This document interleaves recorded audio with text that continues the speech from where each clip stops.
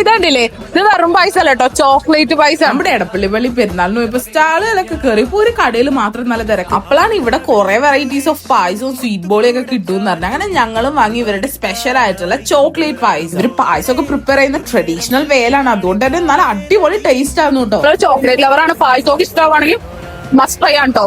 ഇവർക്ക് മെയിൻ ആയിട്ട് കുറെ വെറൈറ്റി പായസം വരുന്നുണ്ട്. അതിൽ പഴം പായസം, പാലട വിത്ത് ബോളി ഒക്കെ ഉണ്ട്.